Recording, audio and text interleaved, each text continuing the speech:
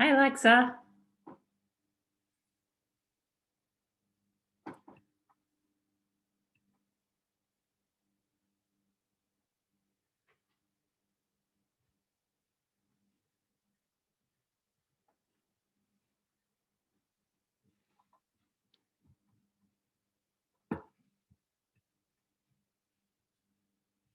Hello, everyone. Welcome to Geography. Brace yourself. This is our second last seminar. So we're going to have one today, this one that you've come for. It's not handy. And we're going to have one next Thursday. And then that is it for seminars. So you've got some work to be doing in geography, and you can work ahead if you would like, or you can work behind. I don't recommend working behind. Working ahead is always so much better. So just a quick reminder to get those cameras on unless you have talked to me in advance about some horrible facial outbreak that you're having that you are not able to show your face on.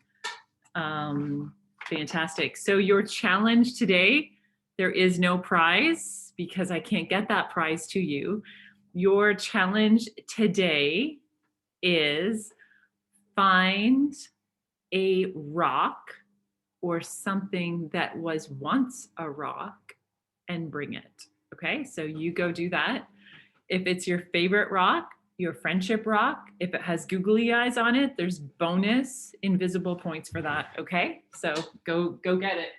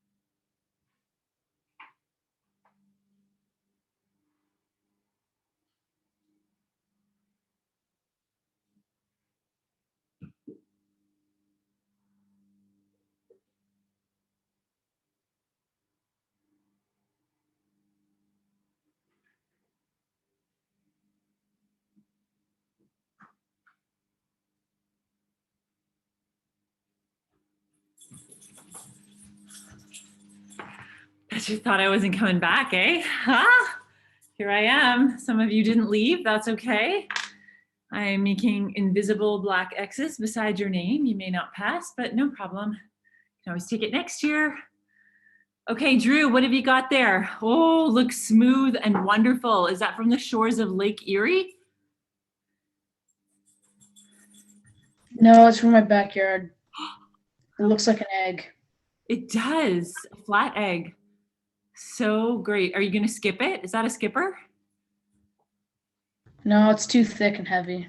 It is pretty thick and heavy. All right. Like it. Thank you. Well done. Anyone else have? Oh, Rebecca, what have you got? Also a rock from my driveway. From your driveway. Can you hold it up so we can see and appreciate it? Oh, no googly eyes yet, eh? That'll come next. I like it. Very nice. Anyone else have something to share? Don't be embarrassed. It's okay. Oh, Alexa, what do you have there other than a rock? I see it with a Band-Aid on it. Does your rock have a Band-Aid on it? Oh. And a coin? Tell me more, Alexa.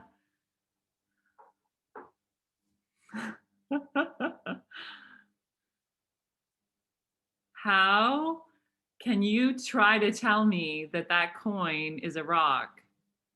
Tell me about it. Oh, having separate conversations here. Who's the invisible person you're talking to? Oh, So many questions. Take off your microphone. I have asked her to unmute. Okay. Oh, okay. We'll let Alexa get that. Oh, hello. Tell It's me about- from the Big Nickel, apparently. That's awesome. I love it. And you are way ahead of the game for what we're going to talk about today. Well done. Okay, I saw another rock in our oh, Drew, you're hilarious. I love it. Okay, good one. Haha.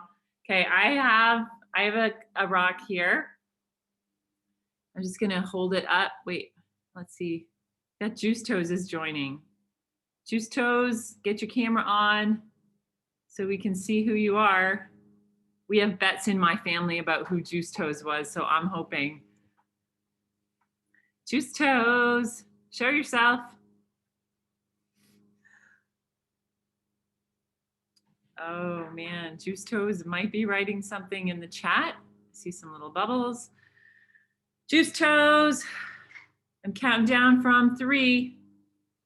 Make it happen, Captain. 3, 2, 1. Who are you?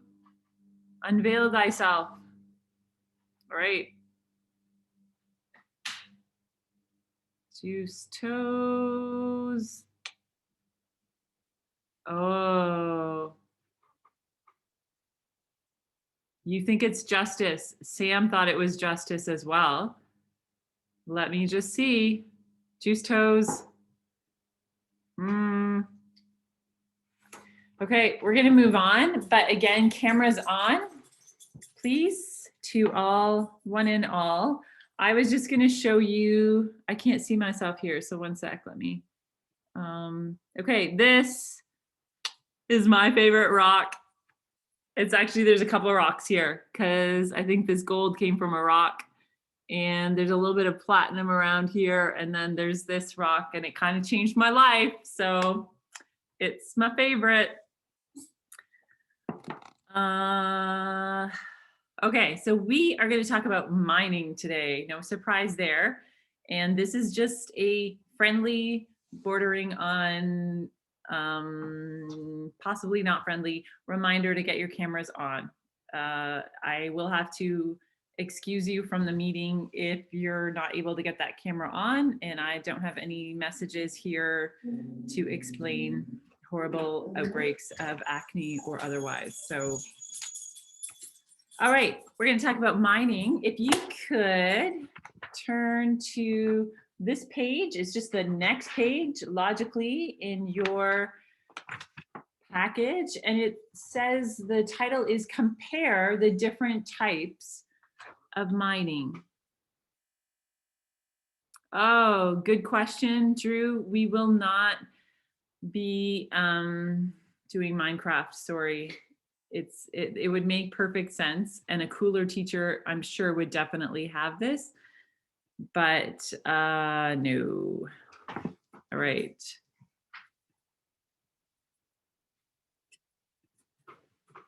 Okay, here we go. Okay, so we're going to pull up a slide show, and it is compare the different types of mining. Someone was asking what's the name of, and it's right beside your map page. It's starting a new page and it's talking about mining. So I'm going to share my screen. When I share my screen, I don't get your messages as easily. There's just too many things for me to view. And the way my screen does it, it sort of hides things. So if you need to say something like my microphone isn't working, for example, you can just tell me that because I probably won't see you. Okay, here we go. Let me just go over here to present. Oh, getting ahead of myself here. We already did, get a rock. Rock and roll, we're going, okay. Whoa. Strip mining is that first column on the left-hand side. So it is used to mine oil sands, coal, and other minerals located in horizontal. So think of strips of fabric. It's like horizontally. So it is the best way to mine things that are really near the top and generally flow in horizontal layers. You don't need to copy the watch YouTube. We're just going to do that. You probably figured that out, but just in case you're busy doing that, don't. So trees, rock, and earth are removed in order to do this, to have like a clean surface to start. Blasting may be used to get some of those things out of the way and also to get down into those horizontal strips of minerals that you're after. Materials, so once you've found the things that you're looking for, the minerals that you want, or maybe you found minerals you weren't looking for, that's always great. It's loaded in a variety of ways, big, huge trucks taken away to storage areas to await processing. Okay, so there's like a mining area. The good stuff is trucked away to be held in processing plants until it can be shipped there and until it's time to process it. So we're just, if you miss anything, it's on page 334 This is in the your Betsy text. Post Pit, one of the world's largest gold mines. Contains 45 million ounces of gold. They have to mine 10 tons of rock in order to get 1 ounce out. As you can see, Did you guys catch that? Let me just back that up for a second. So this is an example of strip mining. of rock in order to get 1 ounce Oh, out. sorry, I'll back it up a little more. Here we Million go. ounces of gold. They have to mine 10 tons of rock in order to get 1 ounce out. As you can see, it's huge, 2 miles long, mile wide, 2,000 feet deep. Because gold is so valuable, the extraction of just a few thousand ounces a day pays for this extraordinary mining operation. And removing the gold ore requires drastic action.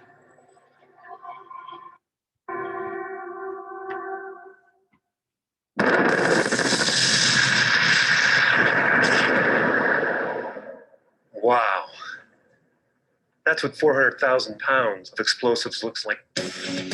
Giant diggers work 24 hours a day, excavating over 90 million tons of rock a year, enough to cover Central Park in 55 feet of rubble. But within this raw gold ore, not a speck of gold has ever been seen with the naked eye. The mystery is, where's the gold? You can't see it. The rocks look really ordinary. The clue to where this gold is hidden is in the internal structure of this rock. Magnified 500 times, the gold is still invisible. But this rock is an extraordinary lattice of quartz and mud, perforated with strange cavities. In assay labs, rocks are crushed and blasted in a furnace to over 1,800 degrees. And as the liquid rock cools, the minerals begin to separate. At the end of this process, something extraordinary has happened. An ordinary looking rock actually contained a grain of gold. At a concentration of about 5,000 times you would normally see in the earth. Doesn't look like much, but this is what they mine every day. Okay.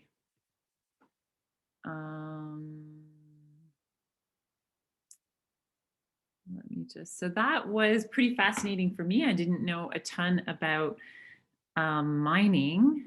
Let me just exit full screen here. And to think of the amount of work that goes into extracting that little bit of gold in terms of the tonnage, that was pretty incredible to me. Okay, so that's strip mining. It does look, you can see the horizontal kind of striations there, but it's going to look similar when we look at open pit mining. It's going to look similar because they use a similar process for that. So we'll move on to open pit mining, which is your middle column. And again, don't copy the YouTube link. We'll just watch that in a sec.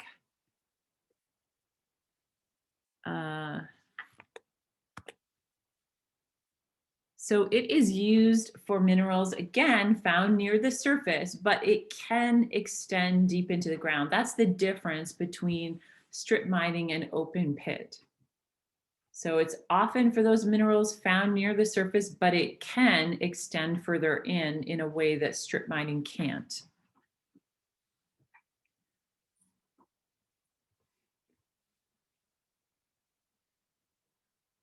Another similarity is that trees, rock, and earth needs to be removed from the mining site.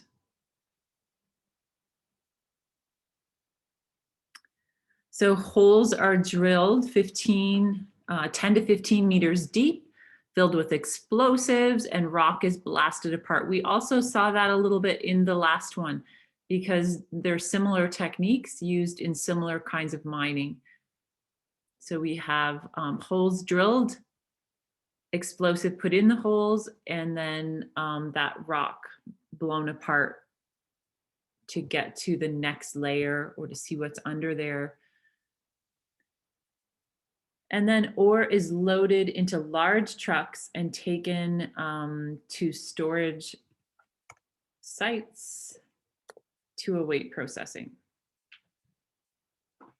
So I'll give you another minute or so to finish copying that.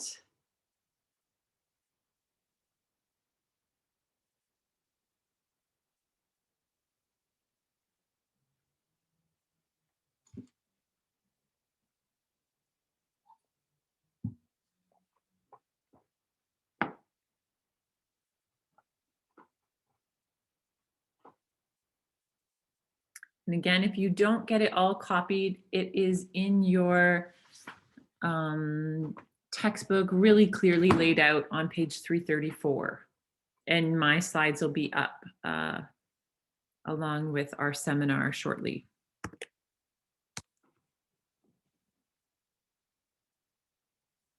This doesn't have sound. It's not just me and it's not just you. If you can't hear anything, there's actually no sound on this video, and it just shows a time lapse. I thought it was really interesting how they showed a time lapse of a site over 50 years. Can you guys see that Midas gold? Are you able to see? Okay, perfect.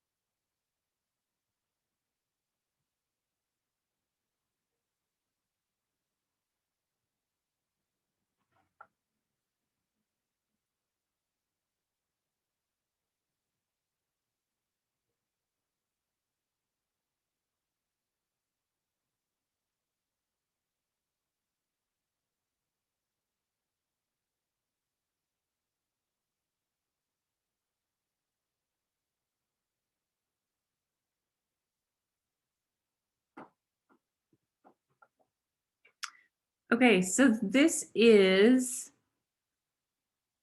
kind of like a mock-up from a mining company of what their plans would be, how quickly they could extract the minerals that they wanted, and then how quickly they could return the original mining site back kind of to nature. So their plan was to have all of the minerals taken out really in the first 10 years or so. And then even by year 8, they're putting the soil and earth and rock that they have taken out of it, trucking it back into the site so that they're not leaving this gaping wound in the earth. They're filling it back in with the original contents. And then we saw this kind of fast forward to 50 years from now, it would start to even have some green things growing in it and around it, potentially. So this is a mock-up. It's not a real life example, but that would be their hope. And we're going to see that that's much different than we've maybe experienced mining, or how we've allowed mining companies to destroy the environment. If we noticed on the video, they kept all of this area the same, really. It did expand a little bit out to here and out to here, but we didn't see it like climbing up this hill, ruining this hill or this hill. And it was really just this mining road that was created to get things in and out. So those are some more ecologically friendly practices that we're seeing mining companies need to develop because of pressure from environmental groups, pressure from governments and public, who are saying you can't just destroy an entire area in order to get the minerals out that you want. So keep that in mind as we maybe talk about environmental practices a little bit right at the end of our seminar here. Okay, one last kind of mining that we're going to talk about is underground mining. So we saw how open pit and strip mining were pretty similar.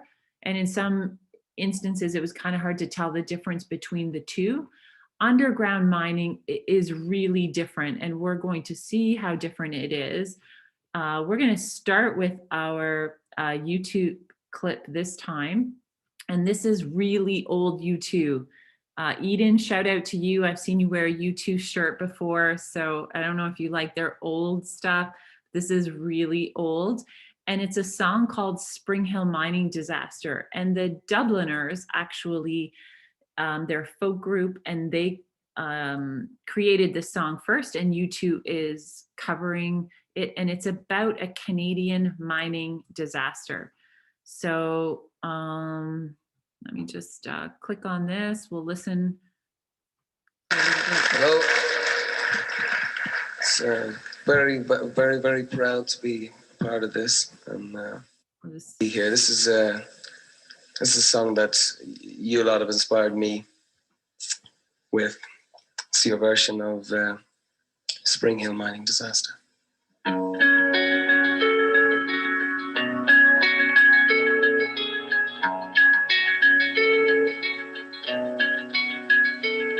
In the town of Spring Hill, Nova Scotia, down in the dark of the Cumberland mine, there's blood on the coal and the miners lie.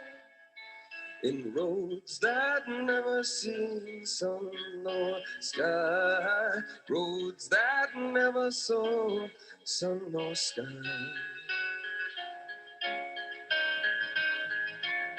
In the town of Spring Hill, you don't sleep easy. Often the earth will tremble and roll. When the earth is restless, miners die. But bone and blood is the price of coal. Bone and blood is the price of coal. In the town of Spring Hill, Nova Scotia, laid in the year of 88.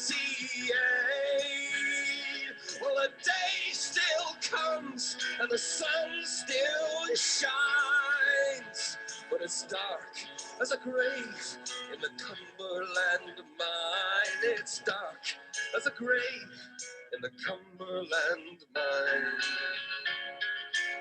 Okay, that's you can keep listening. Look that up on YouTube if you like U2 or their early stuff. Talking about a Canadian town. Subtitles sort of changes. They're auto-generated, so they don't always get it right. And it was Spring Hill, Nova Scotia that they were talking about in the song.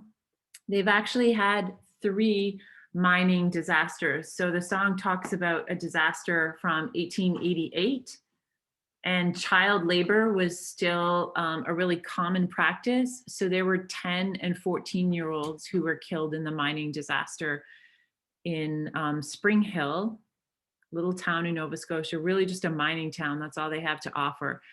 Then 1956, 39 miners die and 88 were rescued. So this is the deep mining that if we've seen movies of like shafts collapsing or tunnels not being fortified well, if you've seen any movies, this is the kind of mining that we're most familiar with from our dramas, our TV shows, things like that.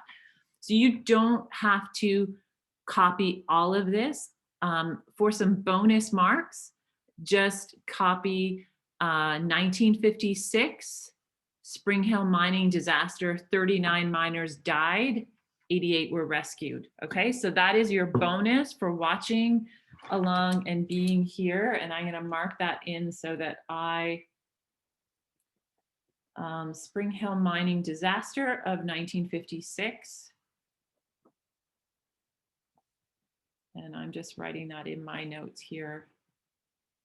Then 2 years later, again, this is a mining town. This is all they do. This town wouldn't exist except that a company has come, provided jobs, and it's kind of created a town, because once you have miners, they need food, they need housing for families, they need schools.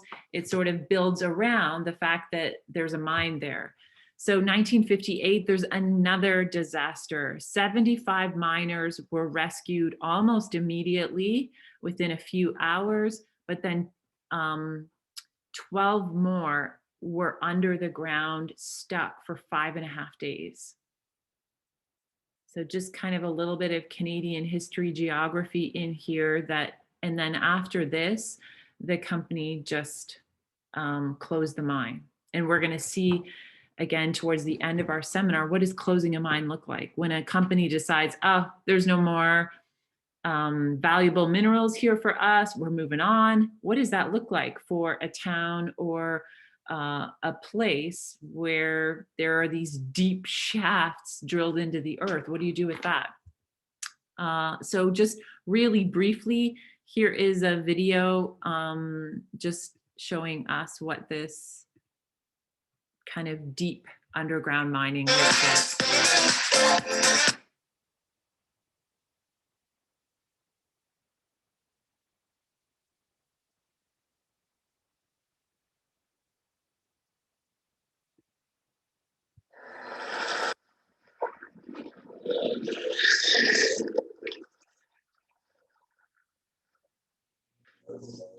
We're just going to start it Matt Beaver.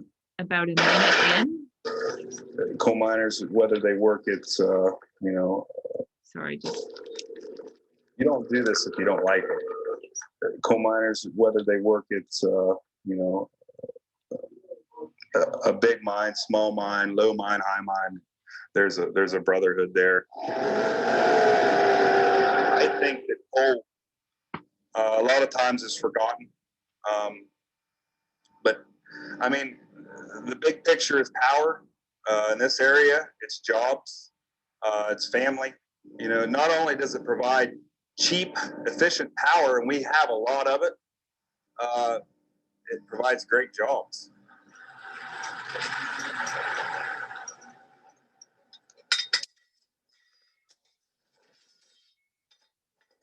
I'm a roof boulder. It's about 4 feet high, and we put 42-inch bolts in the top. Crawl everywhere, knees ache every night, but it's worth it for your family. My great grandpa, my dad all were miners. Oh, I got that about 5 years ago. One guy did it. It was actually his first one. I was pretty proud of it. And my great grandpa wore a hat just like that. It's kind of ironic. Okay, we're just gonna pause that there. We can see the changes and the, watch for it, mechanization, just how we saw farming mechanized and machinery changing what farming looks like, changing how one person can farm hundreds of acres where that wouldn't have been possible 100 years ago. We see mining is changing as well. And we don't as often see like a single man with a headlamp and a shovel, or a lantern and a shovel, like maybe that's what we've thought of mining in the past. We can see here that there's actually robotic things that are creating tunnels initially, and then they're widening those as they go through there. Okay, so just wrapping up our underground mining. So this is used to extract minerals that are deep in the earth. Other ones where they're close to the earth and you do it in horizontal striations, this is different. Those minerals are deep down. So there are mines that are 1 kilometer, 2 kilometers deep. That's phenomenal when you think about like that 2.5 times around a track is 1 kilometer, and then that going into the earth and then being supported and then tunnels off from there. Pretty incredible. So typically miners have taken an elevator down to the work area. In this last video, we saw them take like these little buggies down the shaft because it wasn't 1 kilometer down. Holes are drilled in the rock face filled with explosives blast the rock apart. And then after the blast, miners put up those supports to keep the ceiling and the walls from coming in on them. Loaders and small trains drop the blasted rock into a large hole that goes down to a crusher. So in this, we don't have large dump trucks taking tons and tons of rock away like we saw in some of the other videos. We see that part of the mine, they've created a shaft that at the bottom, there's machines crushing the rock into gravel and cement dust kind of stuff. So we see that it's not getting taken out of the mine. That would be really, really hard to do. It's getting dropped into a different kind of shaft where it's crushed. Okay, so loaders and small, oh, we got that one. And then ore is taken to a storage site to await processing. You notice that in each one of these different kinds of mining, we have the valuable mineral is taken to a storage site and awaits processing. We're going to get to one of the challenges is here.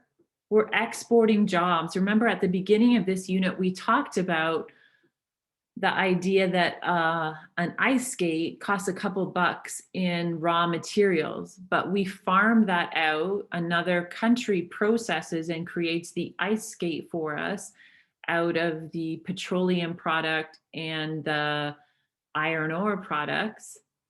And then we buy it back from them for much, much more. Same thing is happening with these raw minerals.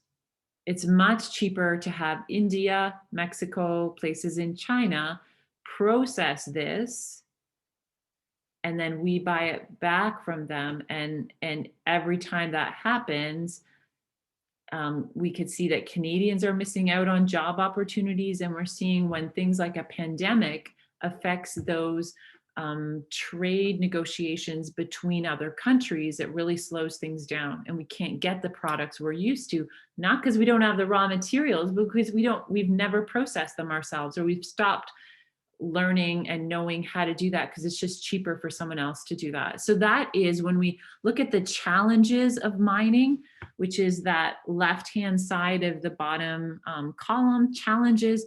So one is just that we're exporting our jobs. That processing is done outside, and then we're paying more to have our own raw materials back in a processed form. Abandoned mines, this is a big problem. So in Spring Hill, after the third mining disaster, and I forget the name of the company right off the top of my head right now, but they're like, okay, we're done. Like publicity and lawsuits and feelings toward them was so terrible in that area, of course, after the disasters there, they just leave. So then you have, think about 100-kilometer shafts dug into the earth. Think about that in terms of kids like exploring, and it becomes a real danger, and it becomes, what do we do with this? Like we can't build houses on it because of the structure underneath may not be sound. So it just becomes a waste, abandoned. So one of the things in terms of research and development that Canadians and mining companies are trying to think about is how do we do better with this? Another area and challenge is pollutants in the air. So it creating acid rain, acid precipitation, world events, and changes to demand. So sometimes all of a sudden, silver is the new hottest thing and gold is out. So we see prices fluctuate. And if you needed to get so much an ounce to make that gold production worthwhile, and now prices have fluctuated and you can't, you can see the size of those operations. That's an incredible investment. Another area is foreign competition. So if mines open up in Africa and India and China, competing with Canadian mines, again, if they're able to extract that valuable mineral cheaper and process it right in country, that is going to make that finished product much cheaper than it traveling back and forth across the ocean a couple of times. So foreign competition, and then one industry towns like Spring Hill and other towns, if that mine closes or there's no more minerals to be mined there, that whole town suffers, that whole area suffers. So these slides will be up in a few minutes. Don't worry if you haven't gotten that all, and it is in your text. I've just kind of simplified it for us. So improvements for the future. How do we combat some of these challenges? So improved environmental controls. We're seeing meetings with countries, meetings within Canada about how do we do better? How do we care for the environment? And think of that time-lapse video that I showed you where that design is really pitched to get minerals and help preserve the environment. Canadian companies should be processing more in Canada. That provides jobs for us, and it keeps that spending and resources within Canada. And then for mining towns, maybe mining companies and government can get together to make a plan for what to do when all of the valuable minerals have been taken out. How do we not just leave a huge chasm in the earth or structures and buildings part of this mining town that now are not needed? Our time is up. So I have to stop our video. We're going to get booted off here really quickly, really shortly, sorry. And I'm going to post this all on Edsby. Hopefully this has been really helpful and an easy way to get this done. No homework for geography. If you've gotten this, if you need to fill in some blanks, just find that. And I think we're going to do Bible in 5. So we'll do it at 2, okay? I'll see you at 2 o'clock for Bible. Okay, see you guys.